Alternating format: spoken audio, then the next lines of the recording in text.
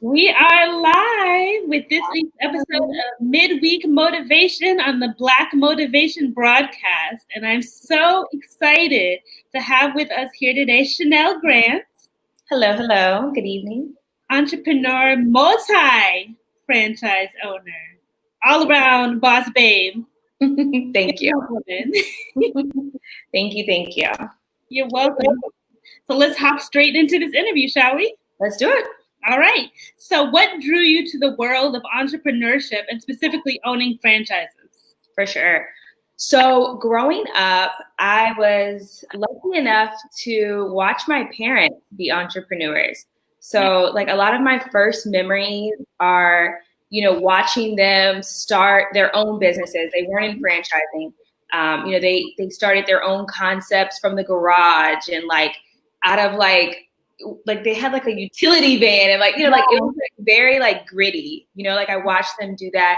And my mom tells this story where I guess I was 5 or 6 and I said I didn't want to work for anybody. I wanted to own my own stuff and all this stuff. So I think that just watching them as I grew up totally, instilled that in me. And I've kind of just known, since I can remember, that I wanted to be an entrepreneur. Worked with them within their businesses growing up. My friends will laugh at me because they're like, you're the only 11-year-old that had a full-time job and you were really working. But I was working in my parents' business and stuff. Right. So that definitely planted the seed for sure. And then from there, what kind of got us into franchising was years and years and years past. My sister, my mom, and I are thinking about getting back into business, and we're just what problem can we solve, And we had actually moved from Northern Virginia to Prince George's County in 2011. And in Northern Virginia, everywhere you turn, there's a smoothie spot, there's a bagel shop, there's cute coffee bars, and you have all access to all of these different type of things. So we had lived in Northern Virginia for maybe 10 plus years and got very accustomed to all of that. And then we moved to Prince George's County and we're like, what? There's just Popeyes and McDonald's. Yes. And we just found a lack of services and specifically healthy food options. Right. And so we said, instead of complaining about it, why don't we do something about it? This is now our community. This is where we live. Yeah. So let's do something about it. And so we kind of started to just juggle around different ideas. We thought about starting our own juice bar and, our own concept. And then we all reflected back to the days of the gritty days that my mom and my dad went through. And we were like, is there an easier way to start a concept? And that's really how we segued into franchising, because franchising gives you the blueprint, that the business needs, all of the operations, the training, the support, the menu, it's literally like a business in a box, but there's no box. It's like a imaginary box. But that's the best way to describe it. Everything is there. The very first day that we opened up, you have customers at your door. People already know who you are. Versus Chanel's Juice Bar, it would take time to gain that brand recognition. Yeah. So that was really the motivation behind it. It's let's bring these healthy food options to Prince George's County. And then we just thought about our own concept, or should we do something that kind of is already known? So we actually were the 5th store to open in Maryland. So we were very new. It was still kind of new. Everyone would walk in and they're like, what is this? So we were still very new. And now Maryland is booming with tropical smoothies. So that's awesome. Very awesome. And so what are 3 of your favorite moments from starting tropical juice place? What are just 3 of your favorite moments from your journey as an entrepreneur? I would say yes, Tropical Smoothie Cafe. And the other thing I want to mention is that we're also involved in a couple of other brands now. So I'll backtrack really quickly. But the other thing that we saw a lack of was health, just wellness, everything in Prince George's County. So we also are involved now with Hand and Stone Massage and Facial. So we'll be bringing the first Hand and Stone to Prince George's County and Brandywine, Maryland, which we're super excited about. That opens in about 2 months. And and since then, we've also signed with Choice Hotels. So we are in the process. It's much longer development process, of course, but we'll be developing our first hotel. So we're also super excited about that. So we franchising. We love it. We're in it now. We've expanded from 1 tropical smoothie to 2, and our 3rd is opening up in about 60 days as well. So lots of development, lots of things going on. For sure. But my favorite moments, I would say definitely like your grand openings they're exciting. It's like all that work kind of paid off, type of thing. Especially like when it's a longer development project and like, we've been waiting for a year and a half or something like that. Like, it's just so nice to be like, oh, it's open. So definitely grand openings are amazing moments for sure. I think like kind of some smaller moments than like a grand opening. We'll get letters from like our employees that talk about like, how much having us hiring them and them having this job has impacted them. Or there's moments where like recently our manager just bought their first car and like she's never owned a car before. And this job is giving her the opportunity to, have those funds to buy her first car or, those type of moments are so powerful because you realize that, business ownership, and this is why we do it as well, is like, it's so much bigger than you. It's about your employees. It's about changing their life really by giving them a job. And so those moments are just, they take us out. We're like, oh, okay, like, excuse me. Right. Off to the side and, but those moments are amazing. And then just, I think like the moments where we're expanding and opportunities are coming up, like, obviously going from like 1 store to 2 stores. And now our 3rd is, 60 days away. Like those moments are exciting because you look back at like maybe some of the challenges and the hurdles that we had to overcome just to get to 1. And now we're like, okay, 1 is 3. And like, it's just such a satisfying, moment full of gratitude for sure. When you can look at the progress that we've been able to make for sure. Yes, of course. This is an awesome journey. And thank you for sharing those moments with us that you've experienced along the way. So those are some great moments, but what are some of the hurdles that you might have faced going from 1 to 3 franchises? For sure. So definitely one of the main hurdles that we faced just getting to 1 was financing. So, a lot of times you are buying, if you're going into franchising, even though you're buying into an established brand, you as a business, you're unestablished, So lenders oftentimes may have trouble getting comfortable with lending to you. And we've heard it all from A to Z, like all kinds of no's. And like our motto is like, no is not a no. It just needs to come from you. And we're always like, okay, thanks. We're moving on to the next. Like, and you really have to have pretty thick skin in entrepreneurship because you're going to hear no a lot.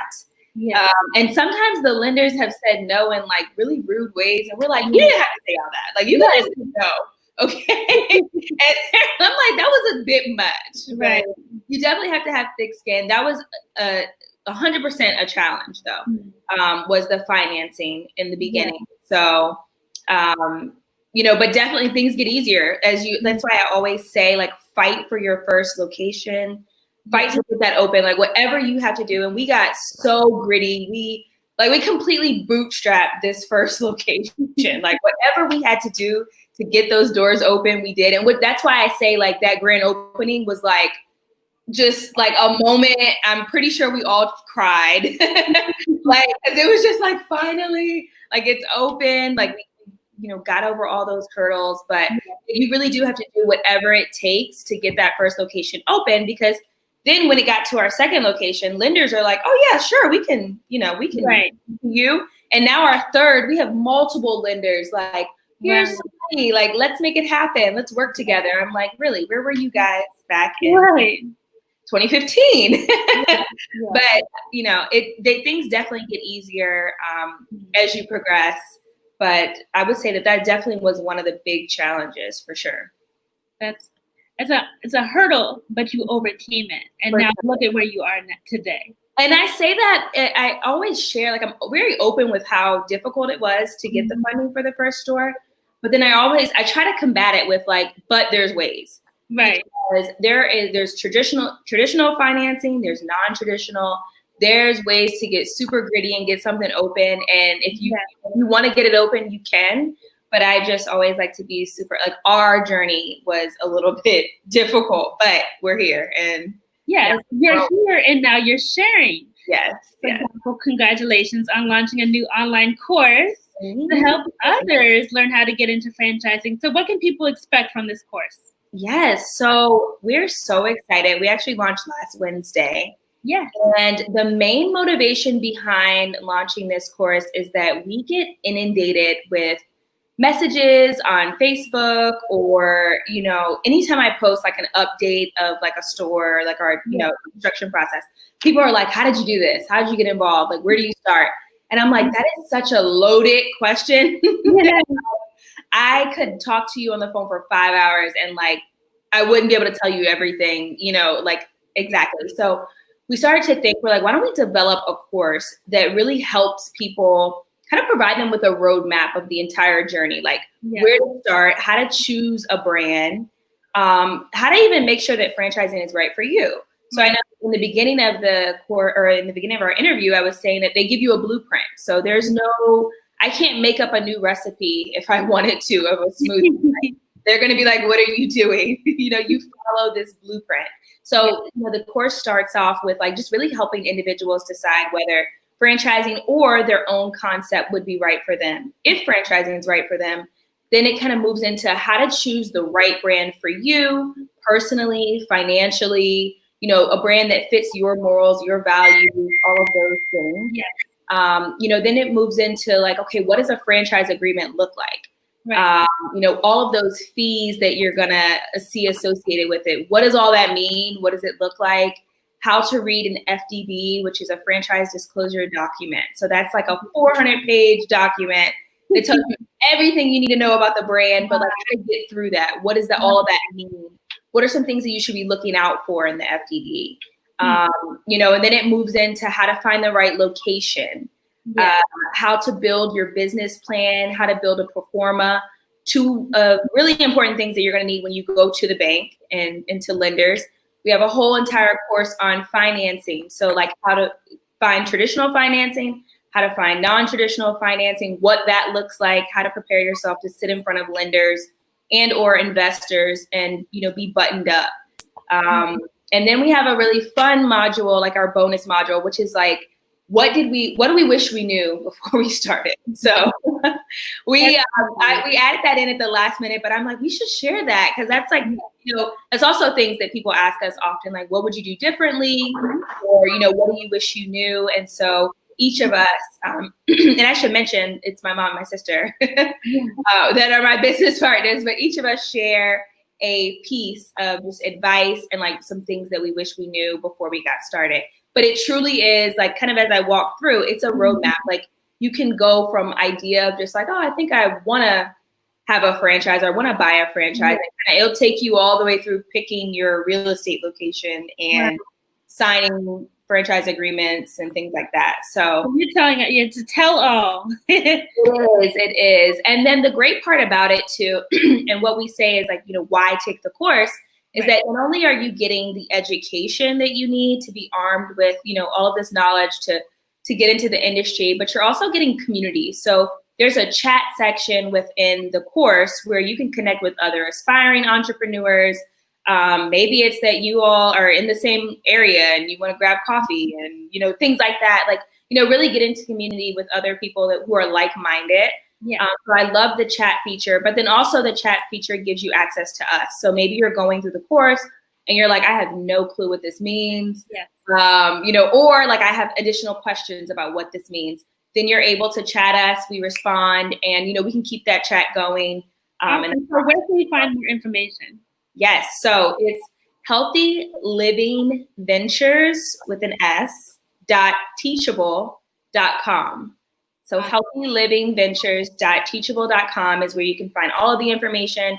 we have a free intro course that you can take and also a free download that you would get. But yeah, that is it. Awesome. And we also provide consulting. So if you needed a little additional support, we can take you from idea to grand opening. If you wanted just a couple of hours of consulting, all of those things, all of those options are available. So we'll get into a little bit more of that later towards the end of the interview.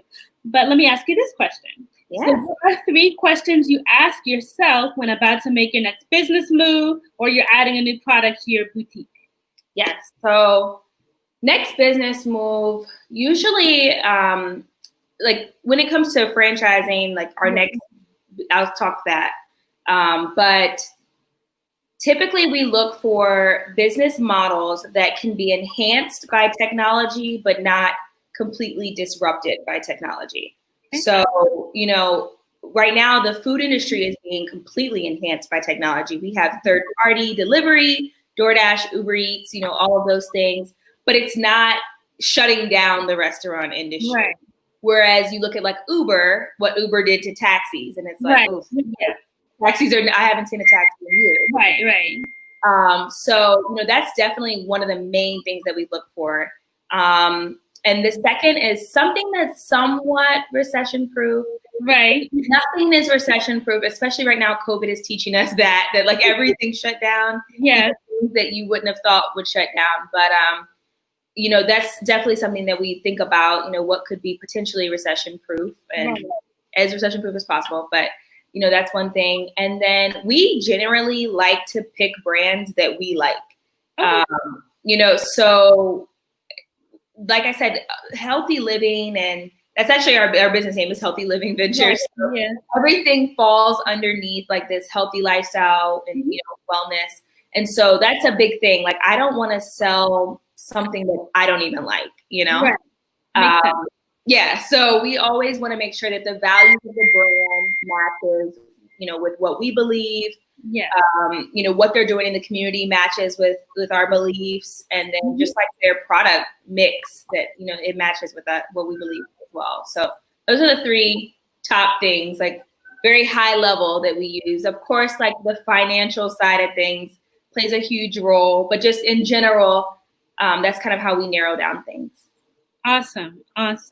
And so tell us about your foundation, A Bigger Picture Inc. Yes. Why is it important for you to pour into young people as well? Yeah.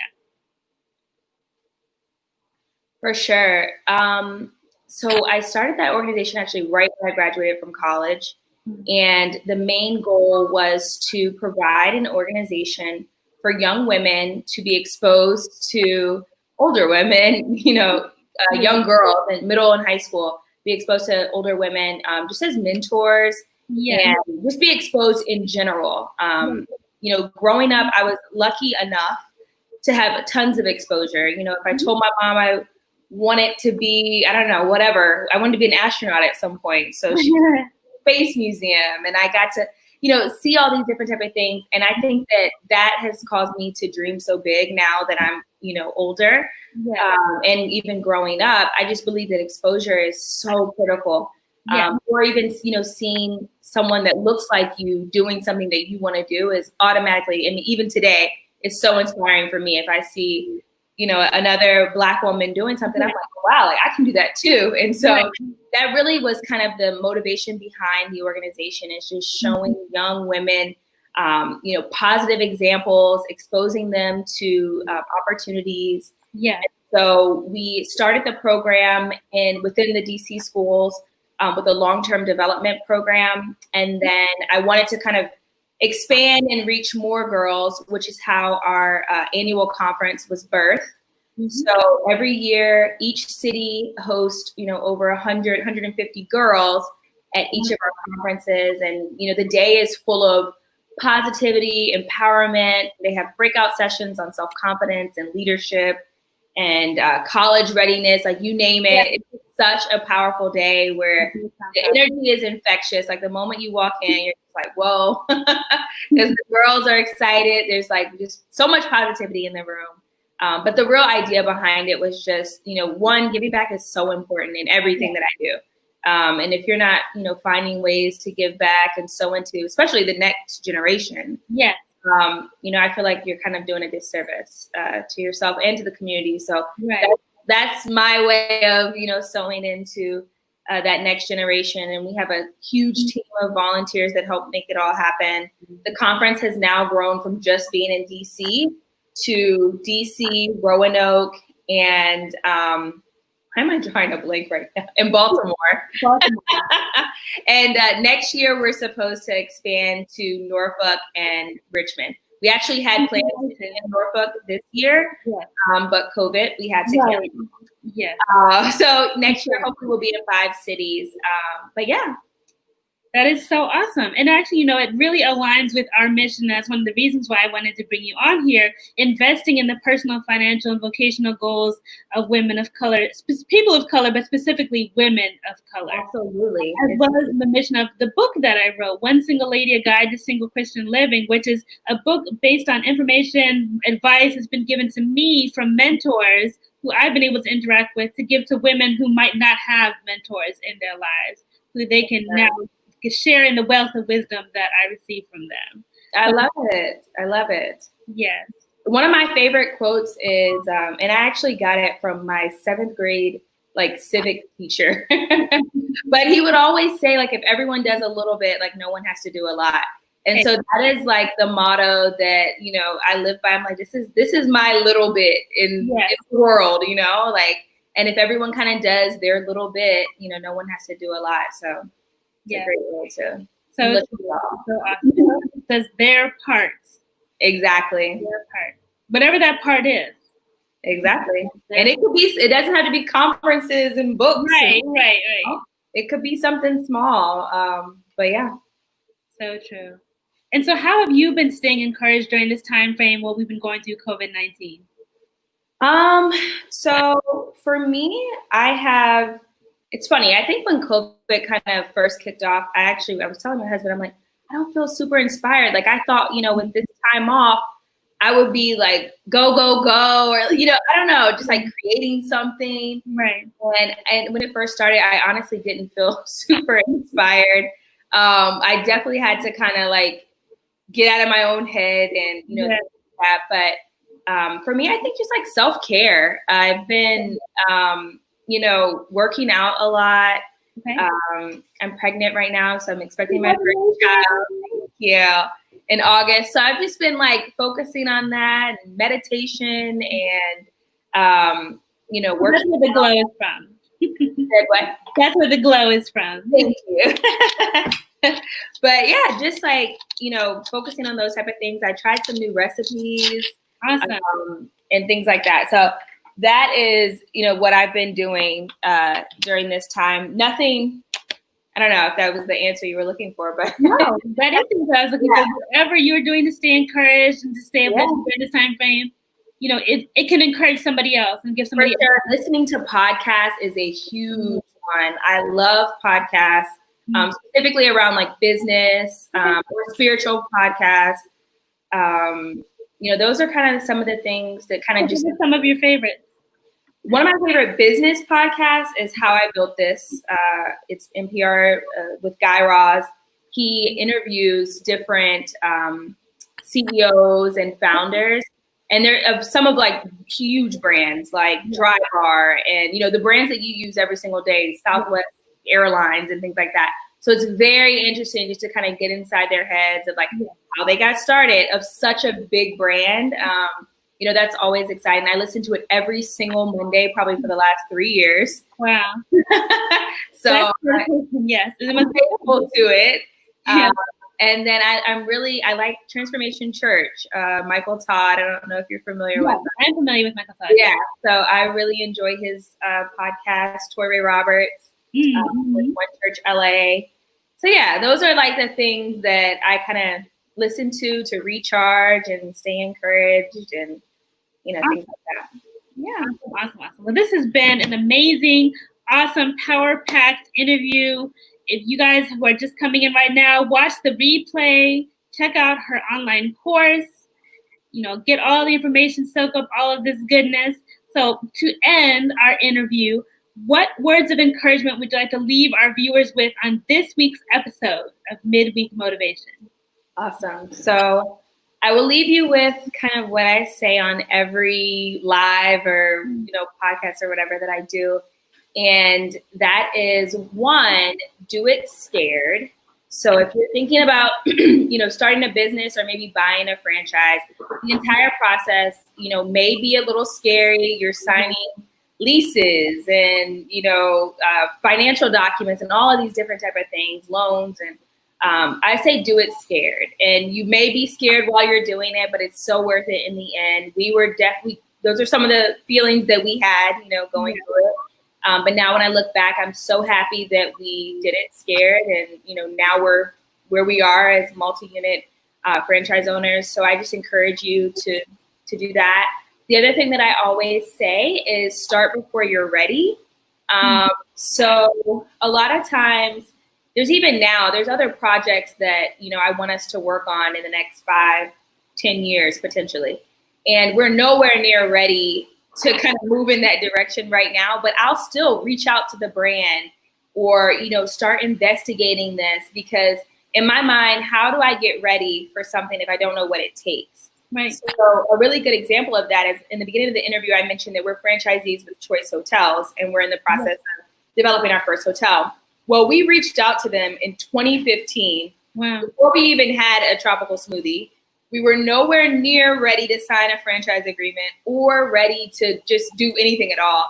But in my mind, I'm like, well, how do I get ready if I don't know how much it's going to take or, all these different type of things. So I always encourage aspiring entrepreneurs, start before you're ready. Maybe you're not ready to buy a franchise tomorrow or this year or even next year, but you want to take the course or you want to just kind of get that information. Like information is power. And once you have it, then you can move forward in the direction in which you need to go to make it happen. And so start before you're ready, just jump out there.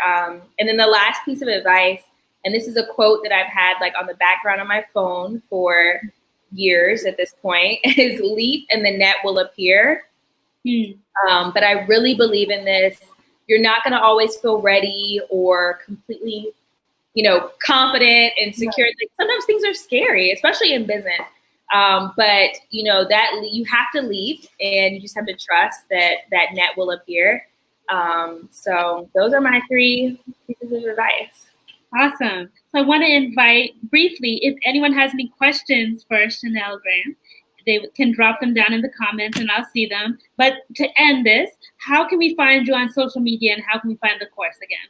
For sure. So on social media, on Instagram, it's just Chanel, CHANEL.grant. And the course again is Healthy Living Ventures with an S.teachable.com. And also if you go to my social media page, it's in the link in my bio. And then if you have any questions or anything that kind of comes up, our email is healthylivingventures@gmail.com, and we'll always respond and answer any questions that you have. There we go. So this has been an awesome, amazing, power-packed, as I mentioned, episode of Midweek Motivation on the Black Motivation broadcast. I want to thank you so much, Chanel, for joining us today. I appreciate it. Yes, and thank you for everyone who's joined us on the live. So we have come to the end of our interview, y'all. We are Have a good evening. Have a good evening. Take care.